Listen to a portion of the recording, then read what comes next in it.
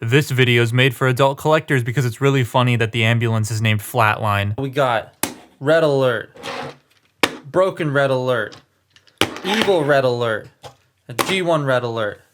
I never thought I'd have this many Red Alerts. I don't even care about Red Alert. I really liked Red Alert. Yes, I broke my first one, but that's on me. But it's just a very solid toy, and it's a contender for Voyager of the Year for me. So when they made a red and black version, I was so down for it. Then I found it stupid early, but I'm only just looking at it now. Then I busted it out of the box, and you know how there's mold degradation? Basically, anytime you use something, it degrades, and the rate of degradation is different every time. Usually when a figure gets redecoed or retooled, the molds degrade slightly because it's being used over and over again. But this time, it's kind of gone backwards. This is way tighter than my Red Alert to the point where it's a potential issue. It's still really good as a figure, but some parts of it could be a little bit looser or too loose. Flatline kills it in these colors. This is a really glossy, shiny black that surprisingly isn't a fingerprint magnet. The red is so sharp and all the lines are clean. This plastic does kind of swallow some of the details though, especially in like the thighs and the arms. He comes with an extra fist, which is on a 5mm peg, so you can swap it out for the other of the two silver weapons he comes with, but I kind of just like leaving them on the back here. It makes it feel a bit more different from Red Alert. Same with folding the doors down on the arms. Head sculpt is pretty great. I love the mouth plate with how far the vents stick out and that red stripe on it. Though because of how the head is shaped, rotating it can be a bit funky, but I'll talk about that later. Now, the tolerances, they are odd. So the elbows are really stiff and detented for some reason, so bending them at first felt like I was gonna break it. They bend a bit better now, but are still super stiff and a bit clumsy. Same story with the knees. They feel very stiff to move, and then the lower shins bend before the actual knee does. That's kind of annoying. So his articulation is the same as Red Alert, but if you've never messed with Red Alert, then you're not gonna know what this is. The head is on a ball joint, so you get a nice bit of rotation, and what I really like because of transformation, he can look up literally all the way. There's like an ugly sprue mark right there. I'm gonna have to clip that off. You do get a little bit of tilt as well. The light piping is really nice, but rotating the head can be a little bit weird. So with Red Alert, right, you can rotate it, oh, no problem. But with Flatline here, because of these vents and these little like bits right here to fold this section up easier, they bump into each other every once in a while. So you gotta like sort of shift the head back a bit to rotate it and then shift it forward to get it centered again. It's very strange, but it's like a small little nitpick. These shoulders, they can do a full 360. They can go out about that far, and the doors are independent. As you can see, they move wherever. Again, when I normally display him, I display him with these down, but I'm gonna leave them up for now. He does have a bicep rotation, that stiff ass double jointed elbow. I don't like that. Oh.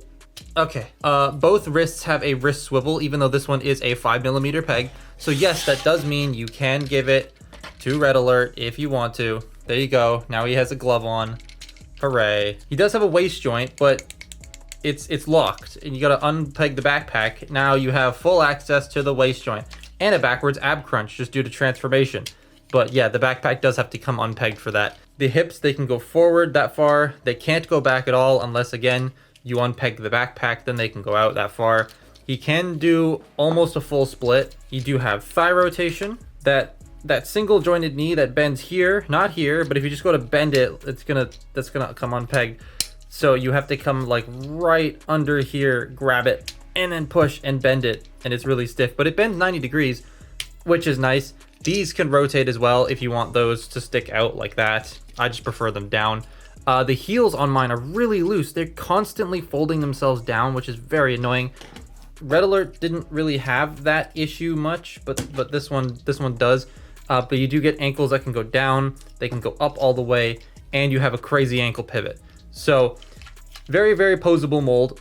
I like it a lot. I just don't like those elbows and knees. They're really scary. I feel like they're gonna snap one day. Kind of like how this thing just sheared itself clean off. Granted though, I did drop this. But yeah, and it broke the way it was supposed to. It's designed to do, to like shear off into a clean cut. But yeah, I'm kind of worried about that. So yeah, I like the way this looks a lot. These colors are so striking on this mold, but the stiffness makes me not want to mess with it as much as Red Alert.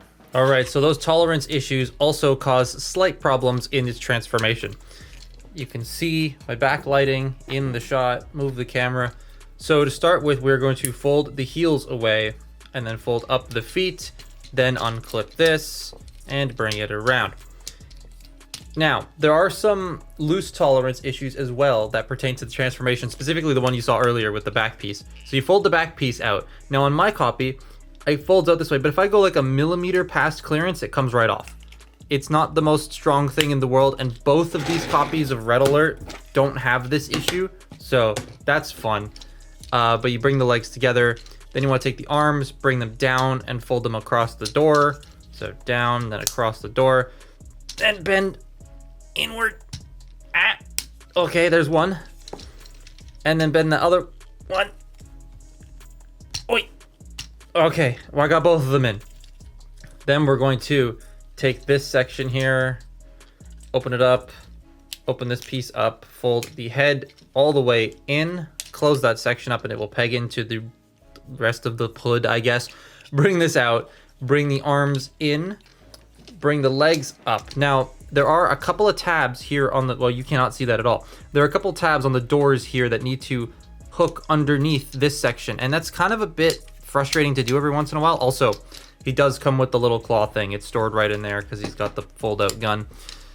But take this, bring this up and in, and then wiggle this into place, peg it into the back, wiggle it into place, peg it into the back. Did I get them both lined up? I never usually get this side lined up correctly, so I'm kind of surprised. But there he is in his little truck mode. Now this is extremely loose and likes to pop out all the time. This part, which on this copy, it doesn't. It's like nice and stiff. Granted, I don't have anything plugged into here, but even if I take it out, it just like, can you focus on the toy? I know it's hard to camera, but like, come on. It likes to just pop out really easily. And it's a tiny bit annoying, but yeah, I still really like the way that looks. That turns out quite nice. Those red windows are so fucking sick.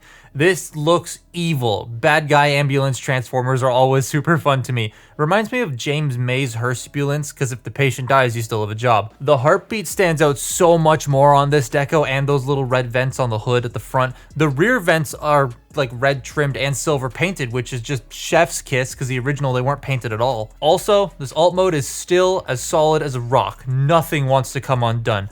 This wins visually for me over Red Alert. It's such a nice deco. It's just a shame that it's less inviting to mess with because it's weirdly tight, because other than me saying be careful, I'd recommend you get one of these over Red Alert. It's just such an evil looking deco that works very well. But that's been my look at, what's his name? Transformers Age of the Primes Flatline, that's his name. Follow me on Twitter and Instagram, and I will see you next time. Bye-bye.